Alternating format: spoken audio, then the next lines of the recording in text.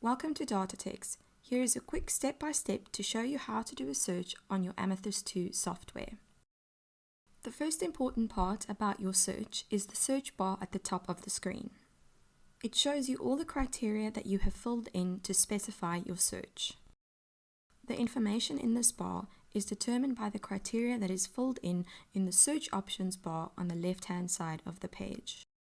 When opening the search bar on the left-hand side of the screen, you'll note that the top box's dates and times will match that of the top bar on your screen. You are able to select various date ranges, including today, yesterday, last month, and many more. By clicking the check mark, you are updating the search that is currently on your screen.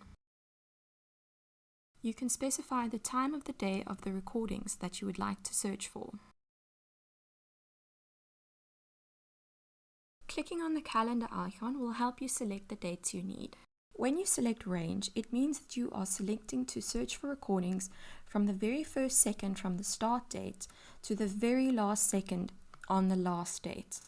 When you select daily, it becomes an interval search. Recordings are searched between the time frame that you have filled in on each day individually. There are two methods that you can use to search.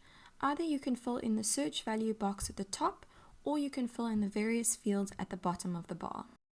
When using the various fields on the search bar on the left, make sure to select your search type first.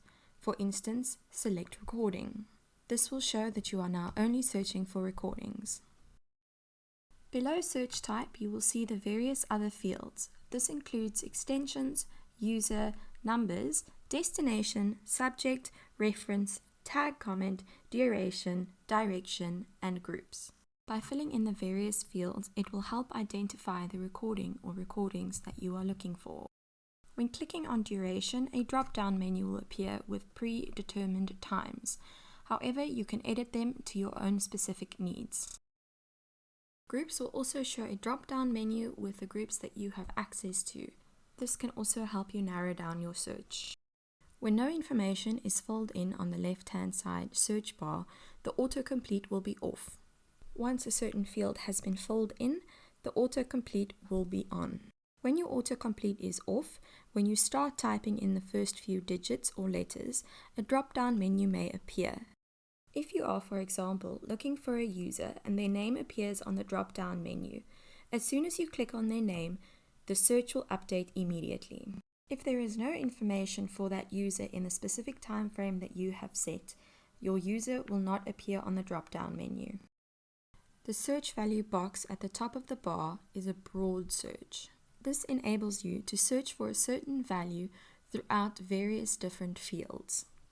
All you need to do is select the fields that you would like to search your value from. Make sure to click on your check mark to update your search. If you would like to download your search results, all you need to do is click on the icons at the top of the page. You can either download a CSV file or an XML file. That's it for this video. Stay tuned for our next, where we show you how to share a recording.